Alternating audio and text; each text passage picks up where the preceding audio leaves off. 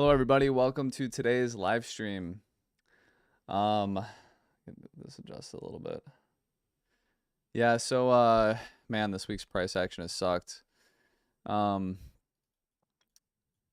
So a couple things. This price action is really frustrating, and I mean it's there and it's designed to mess you up.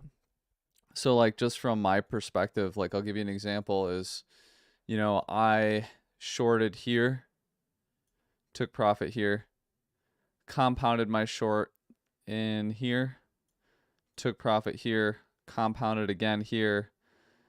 I didn't take profit at the midline again because I genuinely thought we were going here, and I had my take profit front running at 27, but even that got front ran, right? So I didn't even get to take profit here.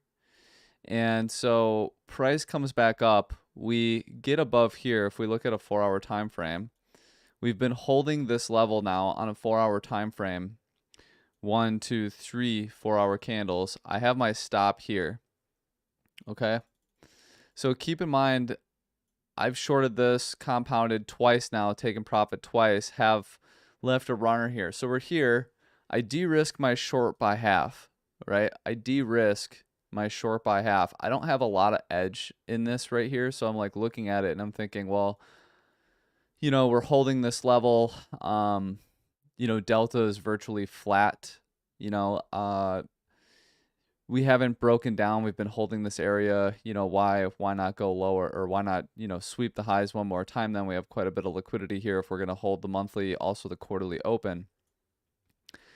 And so like this is where this gets pretty frustrating. And I think sometimes too, like I even have a hard time because, you guys are in a group with me, and I feel obligated to provide trades for you guys, or to share my trades and whatever. But honestly, I would have been happy, obviously from where this is going, not de-risking, not taking a hedge at all, and simply letting my short run as I've planned since here. But you can see, and this is something I'm going to add in my journal, as you can see, like this price action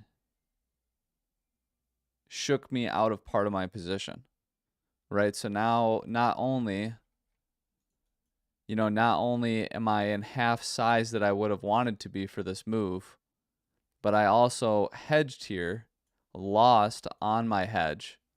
So I didn't make any money.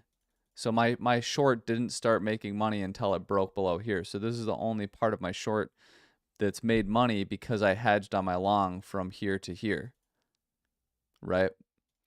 So it's this stuff's listen, and the reason I'm telling you this is like I'm really good at trading, and this messed me up a little bit, right? Psychologically, I got a little bit shook out of my position in here, thinking that we could get a move up, because I've been sitting in this position for literally 7 days now, and it hasn't broken down, and instead it's been sitting here in this small range, that I don't really even have marked on my chart, right? To me, this is a quarter range. This isn't even the full thing, right? So yeah, it's again, like I said, the reason I'm sharing is because I know like a lot of you guys have gotten shook up or longed and shorted and got wrecked in either way or whatever. Or, like even with ETH, like we've shorted it multiple times and I've gotten stopped out twice on shorts. And finally this last one we get stopped out and we're like, well, we're not going to short anymore. And then then it dumps, right? This stuff, this is what it's designed to do. And sometimes it's easy to get caught up in that. And even here, like I got caught up in it myself, right? So it happens. The best thing you can do then is go into your journal, make a journal entry, say, hey, today I got a little bit caught up on this. I did XYZ, and that kept me from making more money than I would have if I had just not looked at the chart at all today. Let's say I woke up and I totally just said, I'm not going to look at the charts today. I would have made more money at this point in the day than me having woken up and trying to trade the chart and trying to make some adjustments. So, and this is so again, like I said, I'm sharing this with you guys because I want you to know it's common. This shit happens. It's okay. It's totally natural in trading. That's what this price action is designed to do. This is designed to do exactly what I just explained what it did to me. Fortunately, I'm still short, so hopefully I'll make some of this back, right? But I'm literally at half the position size that I was this morning, so I'm making about half as much money as I would have otherwise, right? Um, there's something else I wanted to share in that regard. So this is also the reason why when we take these trades, we do use the risk management tool. And so when we get stopped out on some of these positions, we're only losing 1 to 2% of our total portfolio. And what's beautiful about that is, like say you get stopped out on a trade, you lose 2%. Let's say if you have a $2,500 portfolio, that 2% is $50. Well, with each trade, you're risking $50. Your goal is to make, let's say at least $75 to $100, if not more, per trade.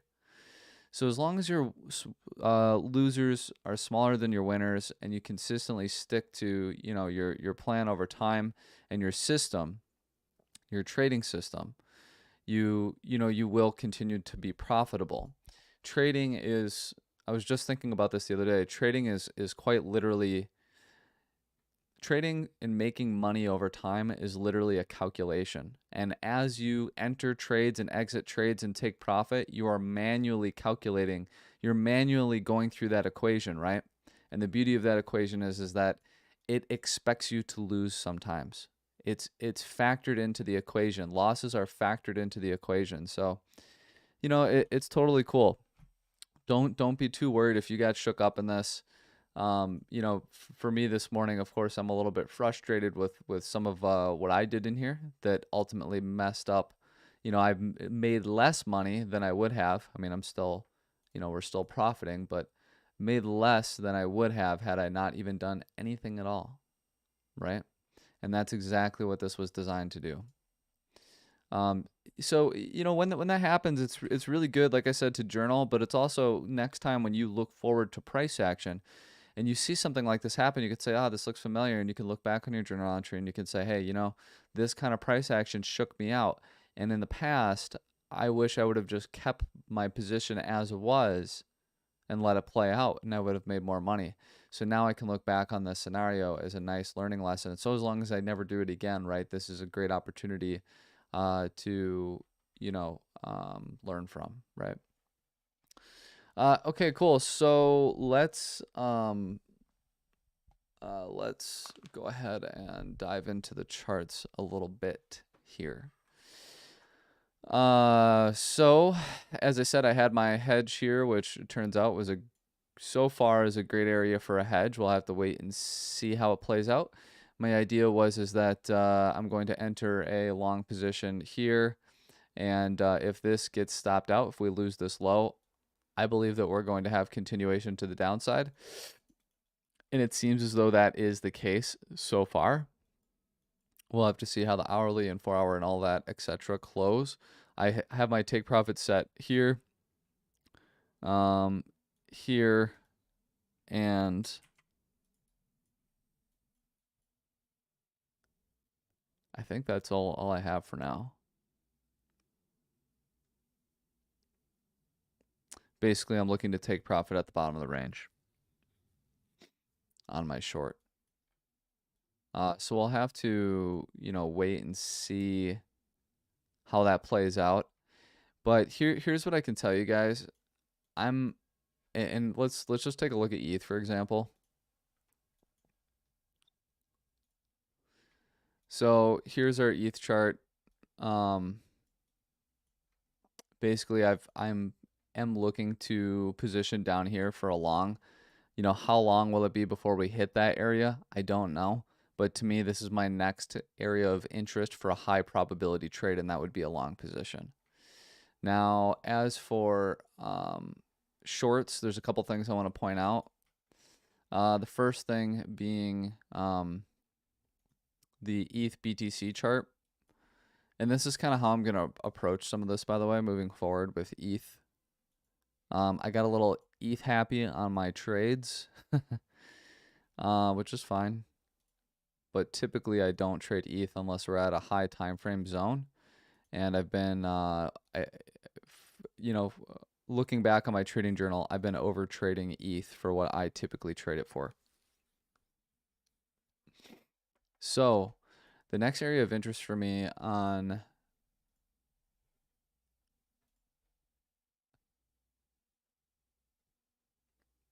ETH is going to be, this whole area is kind of an area of resistance, right? This whole pocket. Specifically, this range point of control is what I like. You can see that here, here it held a support along with this VWAP. It also held here, this VWAP, right? The VWAP is actually a really nice key area. So once price gets to here, we're at an area of resistance on the ETH BTC chart where either one of two things is going to happen. This is a deviation, we reclaim and we have continuation to the upside, or we simply reject. So I have alerts set in this zone for when price does reach that area to remind me to go ahead and consider a short position. Now, if that could coincide with sweeping this high here that I marked out, I shared this chart a while ago. I mean, quite a while ago. I shared this chart and I said, this is everything you need to know on BTC on ETH. If we go ahead and close this out, you can see pretty clearly why. It's a really simple chart, right? So ETH has been trading in this range, right, for some time. And now we can see that we're breaking above, similarly to this time here. I would expect some kind of a sweep, and at the very least, a move back down to this 1800 zone. And, possibly a little lower, depending on how quickly it happens. Maybe we get a move down here, and we kind of come back up like this, let's say to the 618, whatever it might be. And then we get a move down, or we can simply have a move down and we can get to that, let's say, where do these cross here? Let's look. This, May, around May, mid-May.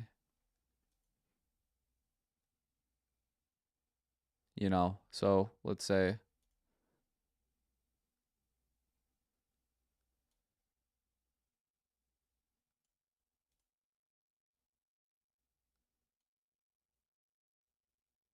somewhere in this time frame,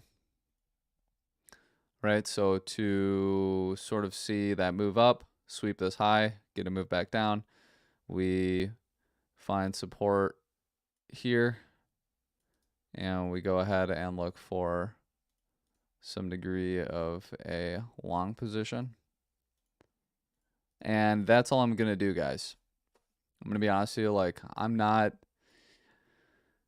with ETH, ETH is like the altcoin that I like to trade. Outside of ETH, I'm just like not particularly interested in trading alts, generally speaking. Just looking back at my journal, I just haven't had a really great experience with it.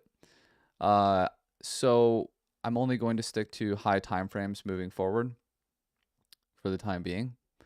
So I have an alert set here. I'm going to set an alert below this low. And then again below this low.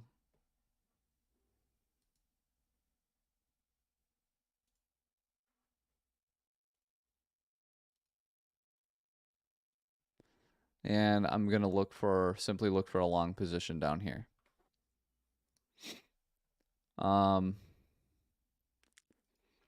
I'll set one here at the top of the channel here as well. So my next two trades on ETH are going to be this short or this long. And I'm not going to mess with anything in between here. I'm going to continue to monitor on a lower time frame. This is my lower time frame chart. I'm going to continue to monitor price here, of course. And if we do see, if I see some kind of a setup, you know, of course, I'll pivot and look to take it. As I talked about, I would consider doing a long here. I would consider doing a long. But again, like I'm not, you know, I'm not really interested in trading some of this lower time frame price action where I've been on the wrong side of the trade a handful of times. So like I've, you know, shorted in here, took profit here, got stopped out here. I shorted here, missed my take profit, got stopped out here. So that's already 2 in a row where I've kind of been on the wrong side of the trade. And don't get me wrong, like I've caught like a decent bit of the move. In this one I was incorrect because I expected us to go lower and I had my take profit set lower and we didn't hit it. We front ran it and then instead continued to the upside. So as you can see, I've been on the wrong side of the trade a couple times here. You know, and it's one of those things like you think, well, okay, I've shorted and I've shorted and I've gotten stopped. I'm not obviously the only one that this has happened to, right? So we can see that ETH is on, you know, quite a bit of a tangent, and you would expect, well, you know, maybe this is the time that I get it then. You know, maybe this is the one, maybe this is the one, maybe this is the one. I don't really trade with that kind of mindset. I know that it's easy to fall into that sort of habit where you say, okay, well, how many more times can it sweep the highs or continue to the upside? That's just simply not how I like to do it. So that's why I've drawn out this, like I said, I drew out this higher time frame chart, and I have a couple areas that I'm interested in taking trades. And until price reaches those areas, I'm simply not going to take any more ETH trades, because for me, these are 2 really key areas. You know, in the event that we like, you know, for me, taking a short here, okay, that's fine. You know, where's the edge to it? You know, if I go ahead and look here and we go to ETH and we look at our liquidity. We look at our liquidity and we say, okay, there's, you know, I don't know, about 6 billion in positive delta here on ETH. That's not a crazy number. Okay. We can see a lot of longs pouring in on the way down. Okay, that could be fuel for lower, sure, perhaps. We go here and we go ahead and draw out our BTC, or our ETH, I'm sorry.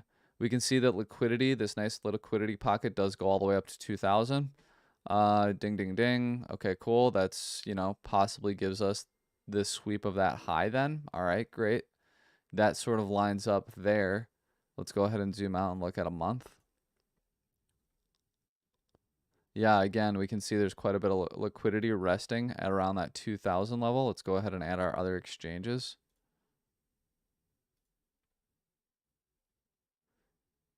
Yeah, so we can see that there's a nice pocket of liquidity still resting yet just above 2,000. Let's go back even further.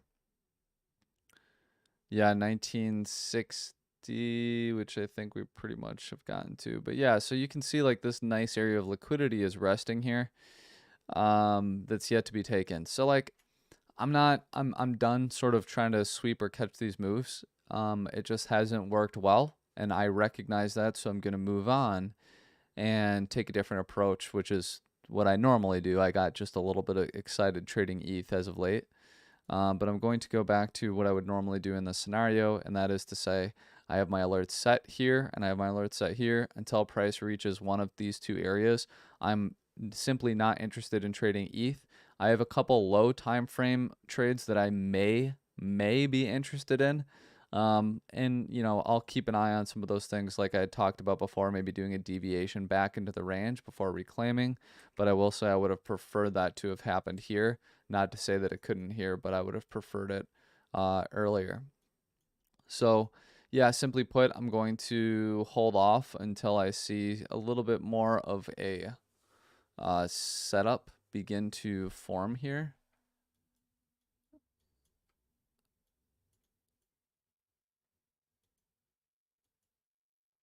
Let's see.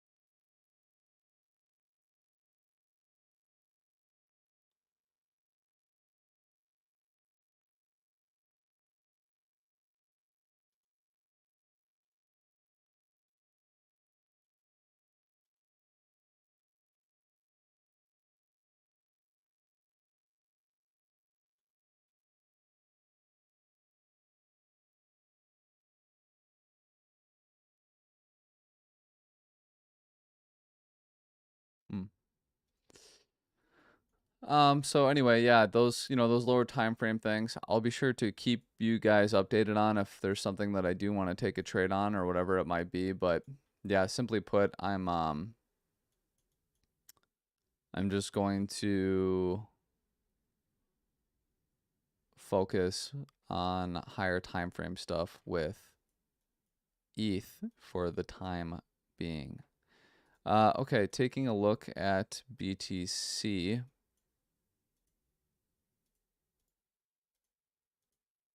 Start with our weekly. Yeah, so I mean, like, there's really not much has changed since we last talked, guys. So, we're still holding inside this fair value gap from here, or I'm sorry, this area of resistance. So we have this nice. I should actually put this as a different color because I'll think that's a fair value gap. So looking at this,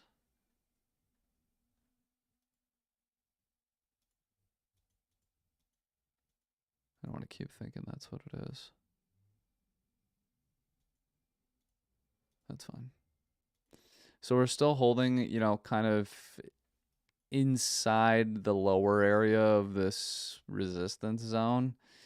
I mean, look at this PA. Just like not a whole lot going on. I'm still personally would like to see a move back down to this zone before continuation to the upside, but we'll have to sort of wait and see what happens here. This daily taking out 1, 2, yep, took out Monday's high. If we could get it closed down, maybe we would start falling. This is kind of what I really want to see. And again, I think even with BTC, like, I'm just gonna kind of sit out until we hit these higher time frame areas of support or resistance that I'm more or less interested in.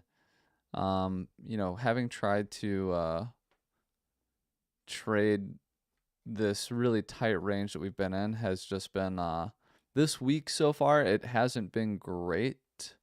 And really, the most beneficial thing we could have done is to have stuck with our original plan from last week, and that's to simply expect for price to get this move down before then continuation to the upside. And I basically took this fractal from here. You can see just how similar this price action is. Do I have two of these? Yeah, you can see just how similar that price action is, right? Where we sort of consolidated upwards before eventually breaking down. And I really like the idea of deviating back into this range. We tapped the 382 as well as this isn't even a trend line yet. I'm making this up. That there is nothing for me to have drawn this like this. I totally made it up based on this move. I really like the intersection of this zone here between the midline and the 382 and what could then potentially be this trend line, which would then form a nice wedge for us that, we could then, maybe trade for, a larger move to the downside, perhaps. But nonetheless, I still do like this setup, and I'm going to, continue to trade it unless, you know, we of course take out this high, then maybe we can reevaluate. Looking at a 4-hour time frame, we're holding the, I actually want to put our moving averages on here real quick. Where are you? Yeah, 55. Yeah, and we'd also have the 55-day moving average here. So yeah, you know, a lot of this would coincide really well with that move down. I still like that from last week that I talked about. The only thing, you know, it's just frustrating when, you know, you get this move here and you plan for a move down to this zone, and you know what happens is you know, you then just simply range for a whole week worth of price action on a tight range without really doing much of anything. So um, yeah, not too much to defer from there. Not really a whole lot to go off of. You know, so yeah, basically guys, I not much has changed in my plan. I you know, from holding this 4 hour on a 4 hour time frame, holding the monthly, also the quarterly open, I was thinking to myself, perhaps we'll see a sweep to the upside. This candle here is making me think that probability may be less so, but you know, we'll have to see if we end up holding this trend line, or if we break down, you know, and have continuation of the downside, or if we hold this and, you know, continue to go sideways. You know, I again, like I said, this has been I don't have a lot of edge when price is just trading basically in the middle of a range. Like there's just nothing for me to do here. So I think that you know, I think I this morning was a really good example for me, just like over positioning myself and trying to like make a trade happen here, or at the very least hedge my position, because I thought I saw some strength in holding this level. So again, similar plan to um, Ethereum. Until I see maybe like a higher time frame level, or I start to get a little bit more edge in the market or see something, I'm just gonna simply hold my short. I move my stop from above here to above here.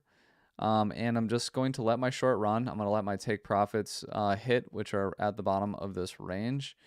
And I'm really just you know, I'm gonna let sort of price do its thing until we see something of significance happen where I can, you know, where I can look, you know, at my heat map, or I can look at our delta and say, yeah, you know, delta is really negative here. We're also at a point of support, or XYZ, or whatever it might be. As soon as I start seeing some of those, some of that edge in the market again, you know, then I'll start picking up some trades. But right now, I think it's best, like I've said multiple times, this morning for me was a great example to say, hey, you know what, I'm probably over trading a little bit. I'm just going to stick to my original plan where I've shorted from here and compounded multiple times, and I'm just going to look to trade it to the bottom of the range, and that's going to be it for now. Um,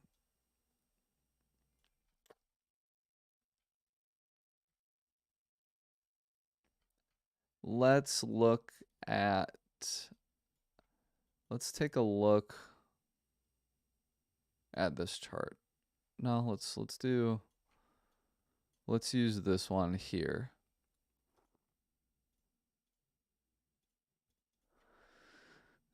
So what do we have?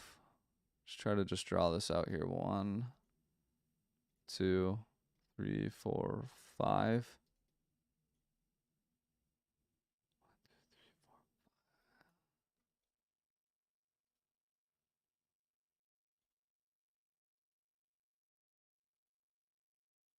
Let me say this is 1, 2.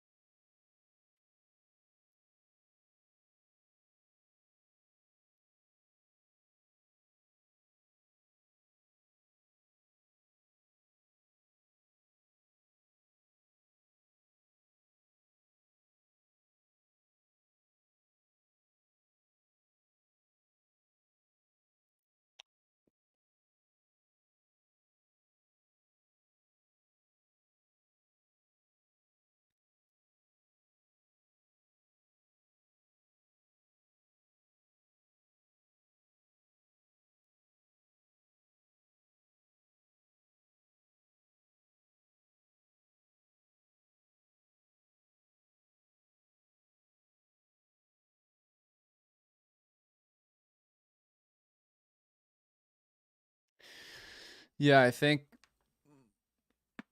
you know, I think something like this is on the table. I've basically been looking at I've done this exact same drawing a handful of times. Um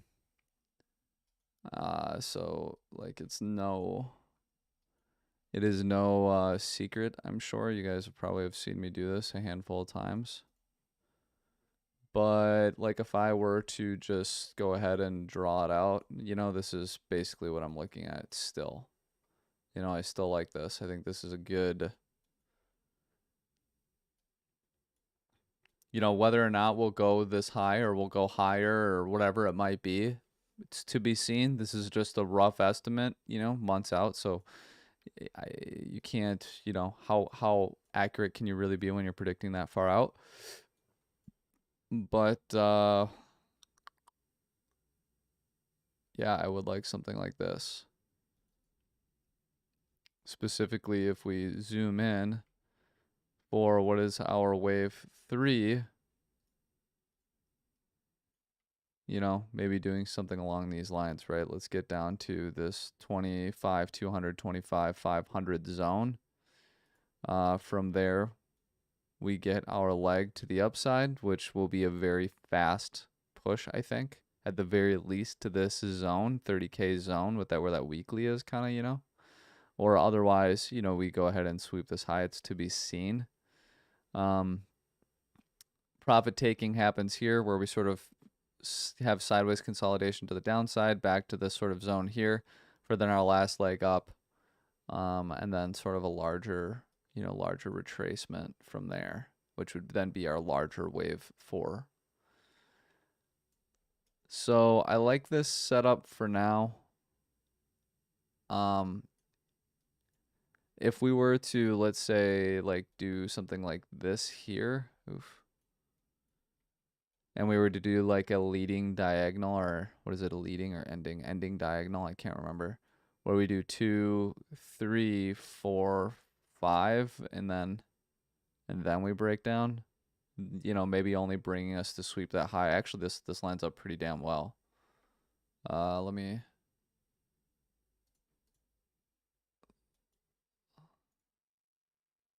Let's go ahead and keep this as a flag. Don't really need this right now. We'll get rid of that. Try to draw this out where we do 1, 2.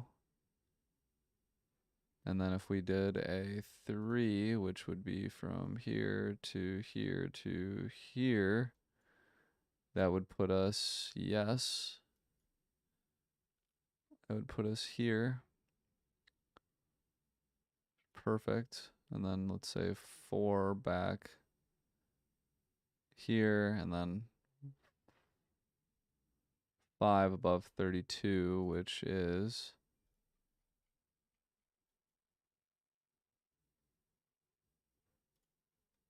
here. SFP. Yeah, okay. So like this is the shit that gives me edge in the market, right? Not diddling around in this like super tiny ass range trying to like do some shit. This is what I like here. So if we did something like this, took out that high, and then we can trade it back down. Really, like this would be super, super, super nice. Again, this wedge is totally hypothetical. The bottom of this, it's not even connected to anything yet, but let's just for shits, we could do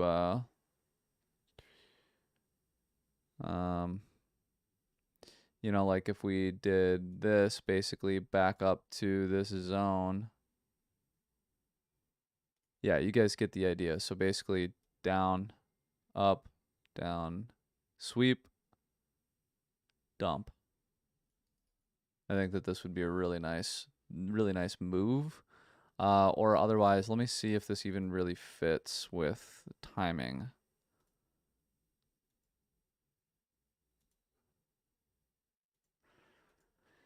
It's not great.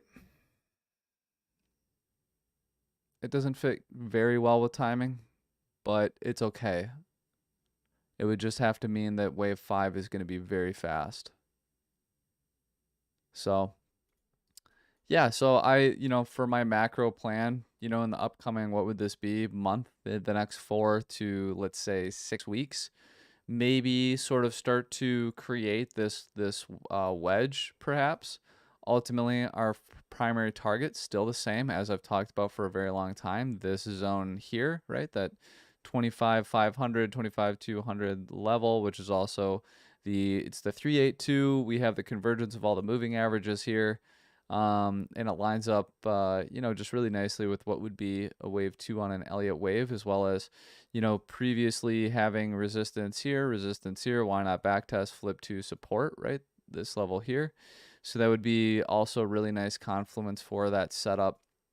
I've been talking about this for quite a while. I mean, you guys know. I want that move down. How long is it going to take? That's the big question, and that's why from here, given that I have a pretty good position, I'm just going to sit on my hands and let this play out. I've been, like I said, I kind of overtraded this morning and lost out on more profits than I would have made today. So yeah, I'm just going to kind of stick to it. And again, you know, that's also this long area that I was looking for, right? Is to kind of look to take a long position in here with our stop loss initially below here. Once we get some kind of a setup, maybe we back test the 618 XYZ, we can look to tighten this stop, you know, with something a little bit better so that we can add and enter a larger position for this potential long trade that we would then take to new highs. So that, yeah, I would say that that's my plan. There's really not a whole lot new since Monday's stream. Not just, God, I mean, nothing's happened. It's been a really, really dull week, which is hilarious because if we, you know, look at all the data release that we have had, you would think that, you know, you would think that it would be a little bit busier, but it's not. So I'll go ahead and I forgot to share this with you guys. Go ahead and get that in here in case anybody wants access to some of this stuff. So we have a question here. How do you draw your order blocks? Can you explain a bit more about that? I intend to do a stream on order blocks, but just like the easiest, most simple way for me to explain how or like where to draw them would be to you know, like I don't know, we can go to I feel like all my charts are so messy right now. I'm gonna go ahead and get rid of this.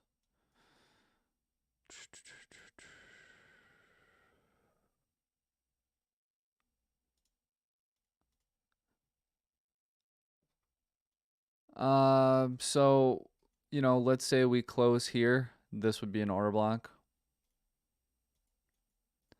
This would be a 4-hour, an H4 order block, potentially, if we get this closed like this.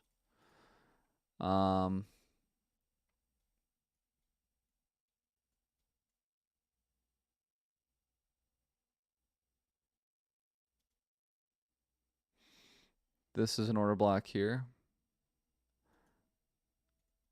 So basically, you know, you get that one very tight small candle that then has expansion out of, right? This is where I draw order blocks, and I like to see them like this, where they're tight.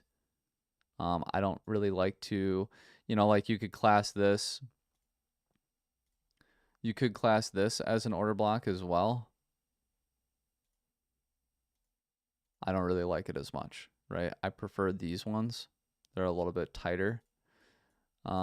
But nonetheless, that would also be classed as an order block. This is a really nice H6 order block, and I'm pretty sure I already have that one marked out. Or maybe I did that one on a different time frame. I did it on an H12. Yeah, the H12. I actually like the 6 more. Yeah, so it's basically just like if I were to explain the easiest way to identify them, just look for these smaller candles leading up to a big one. So it's the last place where there was an attempted rejection, right? Before expansion to the upside or to the downside. And that's how you would go ahead and you would draw those, or like where you would draw them and how you would use to identify. I'll do like a more, I'll expand a lot more on a tutorial coming up here. I intend on doing more tutorials this month. Um, so yeah, just stay tuned for that. We'll kind of get around to some of those things, but I think that we'll go ahead and cut it off there. We're just coming up to about an hour. Um, like I said with ETH, I'm just not interested in ETH right now. Um, I've been on the losing side of shorting. Generally speaking, I haven't really lost that much. I've just sort of broken even or not really have made money. So, I'm just going to simply be patient and wait for these two zones that I talked about here for my next, larger trade with ETH. And then in the meantime, again with BTC, until we either reach the bottom of the channel here and maybe find some support where we can trade back up to the bin line, or simply we go ahead and get our move down to this 25 zone that I'm really, really eyeing and would like to trade. I'm simply just not going to I'm not going to really dive too much into this tight range anymore for reasons that I've elaborated on in this live stream. We can take a look here. Like funding rates have been like not really directional. They're virtually neutral across the board. I mean, we have like a little bit of this and that, but virtually neutral across the board. Delta, virtually neutral across the board, right? Not really a whole lot going on there. If we go ahead and look at like BTC, we can see we have some immediate liquidity here and some lower. Again, like, nothing that stands out directionally speaking for me to say, yeah, we're going to go lower or higher. Here's the one thing for me, and I'll kind of wrap it up with this. This is the big. I'm gonna have to go ahead and clean all this up. This is my 4 hour, right? Yeah, this is my H4.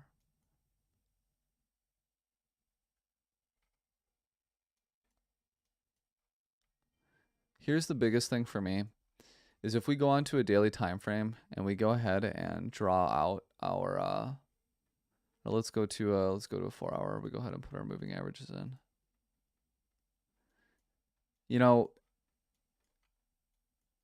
We had some pretty good expansion here, right? Then it went down pretty quickly, down. Great expansion here. But in this case, like when you see a move up and you're consolidating, slowly grinding to the upside,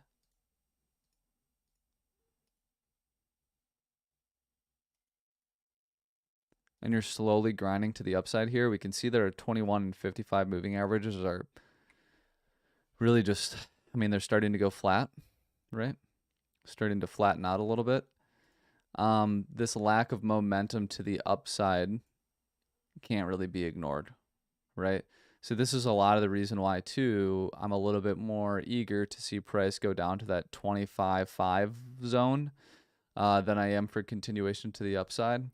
But again, like we've talked about, seeing some of these closures here and holding the open and XYZ made me think that we could get one more sweep. Having now lost it, I think it's, again, the probability is back in our favor of looking a little bit lower. But still, we're just simply in this super, super tight range that, again, we could really break still either way at this point. It's not, there is really no directional bias here when I look at funding rates and delta being virtually neutral, right? And we're sitting in the middle of a range. So yeah, I think that pretty much sums it up. And I think the message for today is that the lesson for today is that it's okay to, last week it was just like we had back to back trades and we just won every single trade. I was like on a 10 trade winning streak or something crazy. Like, I was just insane. And I hate to say this, I don't like to jinx myself, but when you go on a winning streak like that, it's great. I start upping my position sizes. I'm trading hard, like I'm not going to miss. I had a lot of edge in the market. I knew what was going to happen and it played out exactly like how I thought it would. And now I'm at a point where I'm looking at the chart and like things aren't really playing out exactly how I thought they would. I'm a little bit more, have less conviction in some of my positions. So I'm simply, going to sit out. I'm going to trade less. I'm not going to force trades in this case. We absolutely killed it. I mean, not even just last week, like all of last month, I just like could not lose. Like it was just back to back to back winning. And that's because I had edge in the market. When you have edge in the market, there's that old saying, you have to strike the iron while it's hot or make hay while the sun shines, right? That's exactly what I was doing. And now in this case, I do not have edge in the market, so I'm simply going to wait until we hit some of these levels where I think to myself, okay, I have edge in the market now. I like these spots. I can take a position based on these levels, and then I can continue to trade from there. Okay. So we'll go ahead and leave it off there. If you guys have any questions, feel free to ask me in the Discord. Otherwise, enjoy the rest of your days. And, again, just be patient. I know it's hard to sit on your hands and scroll through Twitter and see people profiting off of a 0.05% move or whatever it is in this really tight range here, but just let it go. Be patient. Let's wait for our levels, and we'll go ahead and take trades from there. I'll see you guys in the Discord. Enjoy your day.